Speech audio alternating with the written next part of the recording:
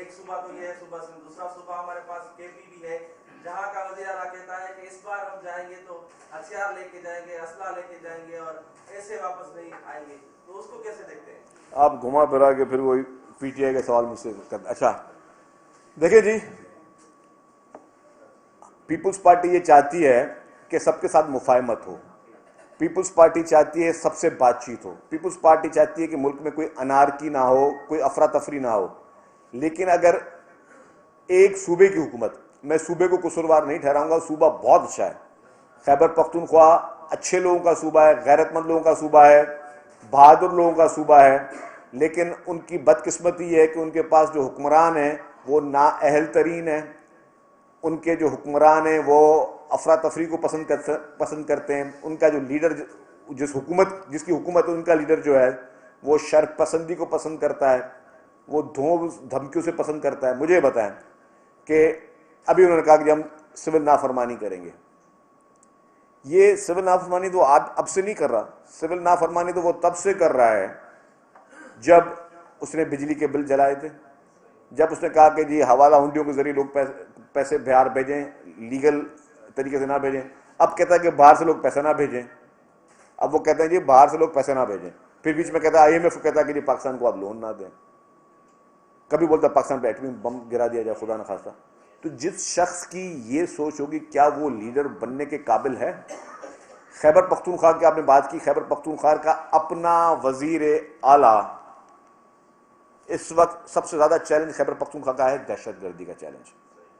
خیبر پختونخوا کا سب سے بڑے میں بڑا چیلنج. کل بھی ہم نے جو ہے سب نے مل کر ان معصوم بچوں کو جن کو APS میں شہید کیا گیا، ایک پاکستان کی تاریخ کا غمزدہ ترین واقعہ تھا کہ معصوم بچوں کو جن کو پتہ نہیں تھا ان کا قصور کیا ہے، ان کو شہید کیا گیا.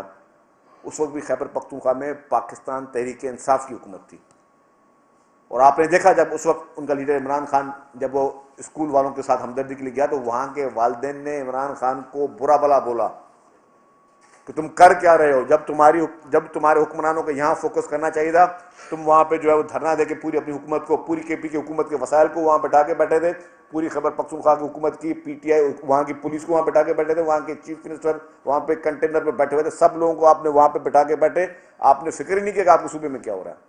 اسی طریقے سے بنو جیل بریک ہوئی، اعلانیہ لوگ لے کر چلے گئے. تو جس حکومت کا اس وقت فوکس ہونا چاہیے کہ خیبر پختونخوا میں عام آدمی کی جان اور مال کی حفاظت کس طرح کی جائے، کہ وہاں 5 بجے کے مغرب کے بعد وہاں پہ پولیس سڑکوں پہ نہیں نکلتی. خیبر پختونخوا میں شہروں کی بات نہیں کر رہا جو ان کے سبربز ہیں، وہاں پہ آپ کو کوئی پولیس والا نظر نہیں آئے گا شہر روڈوں پہ. مغرب کے بعد اتنا خوف اور ڈر ہے. وہاں کا وزیر اعلیٰ کو چاہیے کہ وہ اس وقت ان دہشت گردوں سے لڑنے کی پلاننگ کرے کہ اپنے ملک میں سول نافرمانی نہ کرو. تمہارے ساتھ جو دہشت گرد ہیں اپنے لوگوں کو بچانے کی کوشش کرو. آپ کہتے ہو کہ آپ کے پاس ہتھیار بھی ہے، پیسہ بھی ہے، اور آپ لڑو گے کس سے؟ لڑو گے آپ وفاقی حکومت سے. لڑو گے کس سے؟ لڑو گے اپنے وفاقی اداروں سے. اپنے وفاقی اداروں سے لڑنے کے بجائے آپ برائے مہربانی ان دہشت گردوں سے لڑیں جو آپ کے گھر میں گھس کے معصوم لوگوں کی جانیں لے رہے ہیں. آپ کو ووٹ اس لیے نہیں ملا کہ ایک حکومت دوسری حکومت سے لڑے. آپ کو لوگوں نے ووٹ اس لیے دیا کہ ان کی جان اور مال اور ان کی عزت اور آبرو کی آپ حفاظت کریں، اور وہ کرنے میں آپ ناکام ہیں. کبھی آپ سول نافرمانی کی دھمکیاں دے رہے ہیں، پاکستان کو نقصان پہنچانے کی دھمکیاں دے رہے ہیں. آپ کس کے ایجنڈا پہ چل رہے ہیں؟ آپ کس کے کہنے پہ کر رہے ہیں؟ یہ کوئی بھی محب وطن پاکستانی اس طرح کی سوچ کر بھی نہیں سکتا. اور میں نے کہا کہ ابھی تک ہوا کیا ہے؟ کتنے عرصے سے عمران خان جیل میں؟ 1.5 سال، اس سے زیادہ تو جیل میں نہیں ہے. بس 1.5 سال میں ایک شخص، اور پہلے دن سے یہی رویہ ہے، تباہی کر دو، آگ لگا دو، مار دو.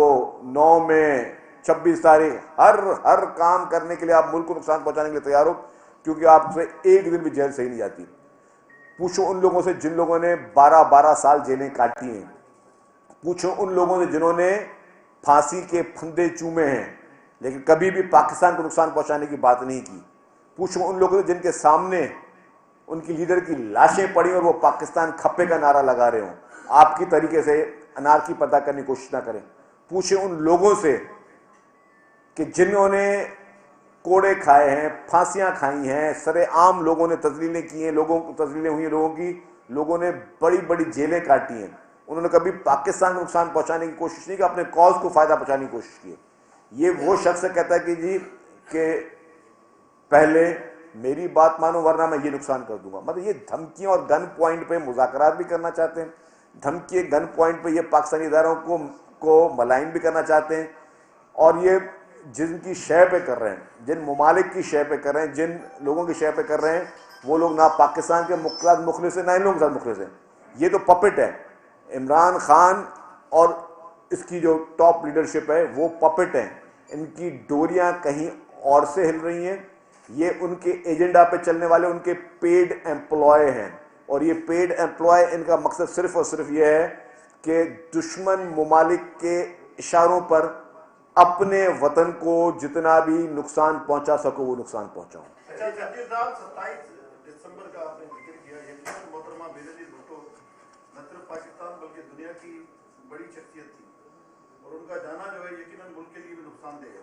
لیکن ان کے قاتل آج تک سامنے نہیں آئے. ورکرز جو ہے وہ سوال کرتے ہیں کہ وہ پیپلز پارٹی جو باقی دعوے تو کرتی ہے لیکن اپنی قائد کے قاتلوں کو آج تک تلاش نہیں کر سکی. ان کا کیس جو ہے وہ سخت خانے میں پڑا ہوا ہے. عدلیہ جو ہے وہ اس کو صحیح طرح سے نہیں دیکھ رہی. تو اس حوالے سے کوئی اسٹینڈ آپ دیکھیں جی, اس وقت بھی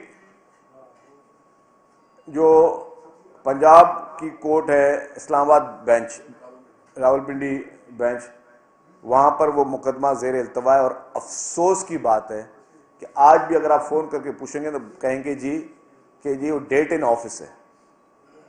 اس ملک کی عدلیہ سے میری گزارش ہوگی کہ باقی سارے کام بھی آپ کر لیں, بھلے عمران خان کو ریلیف پہنچانے کے لیے آپ لوگ دن راتوں کو بھی کوٹیں کھول دیں, لیکن اس ملک کی وزیر اعظم, اسلامی دنیا کی پہلی خاتون وزیر اعظم, ان کا مقدمہ اگر ڈیٹ ان آفس ہوتا رہے تو میں سمجھتا ہوں کہ یہ افسوس کی اور ہم سب پر جو ہے یہ ایک بہت بڑا کوشچن مارک ہے.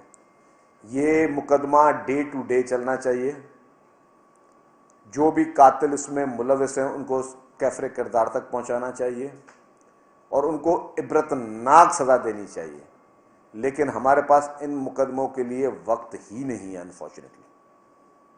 بہت افسوس کی بات. اچھا سر, آپ کو یاد ہوگا کہ پیپلز پارٹی کے چیئرمین بلاول بھٹو زرداری نے ہم سے بات کرتے ہوئے کہا تھا کہ 6 کینالوں کے مسئلے پہ پیپلز پارٹی اور مسلم لیگ نون کی کمیٹیاں بات کریں گی اور اس کی رپورٹ دی جائے گی 26 کو, جو سینٹرل ایگزیکٹو کمیٹی کا اجلاس ہے پاکستان پیپلز پارٹی کا. اگر یہ مسئلہ حل نہیں ہوا تو اس کے بارے میں CEC فیصلہ کرے گی. یہ مسئلہ تو ابھی تک حل نہیں ہوا ہے. وفاق نے ابھی تک پاکستان پیپلز پارٹی کی صوبائی حکومت کو یا پیپلز پارٹی کو کوئی بھی جواب نہیں دیا ہے کہ جو دریائے سندھ پہ 6 کینال تعمیر ہو رہے ہیں ان کو واپس کیا جائے گا, منصوبے کو روکا جائے گا. دیکھیں جی, کوئی جواب نہیں ملا. اب کیا کریں گے؟ دیکھیں جی, اس پہ پیپلز پارٹی اور سندھ حکومت اپنا کلیئر موقف دے چکے ہیں.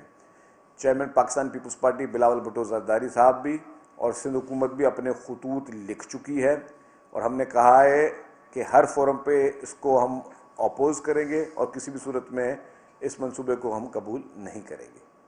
جی, ریڈ لائن آپ کی بن رہی ہے, بار بار وہاں کا ٹھیکیدار جو ہے وہ پانی جو 84 انچ کی لائن ہے وہ اس نے ڈیمیج کر دی ہے.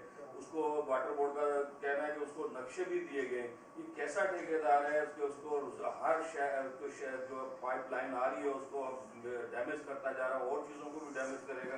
اس حوالے سے دیکھیں جی, ایک آج اسی میں اضافہ ہے. میئر کراچی نے تو آپ کے ٹرانسپورٹ ڈپارٹمنٹ میں ناراضگی کا اظہار کیا ہے, بولا کہ یہ بار بار لائن توڑ دیتے اور لوگ جو ہے واٹر بورڈ کو برا بھلا کہتے ہیں. اچھا, میں آپ کو بتاؤں کہ اس میں یہ کانٹریکٹ ہے. ایک تو میرے دور میں ایوارڈ نہیں ہوا, مجھ سے پہلے ایوارڈ ہوا تھا ریڈ لائن کا. اب جو بھی شخص وہاں پہ کام کر رہا ہے ان کو سب چیزیں بتائی گئی ہیں.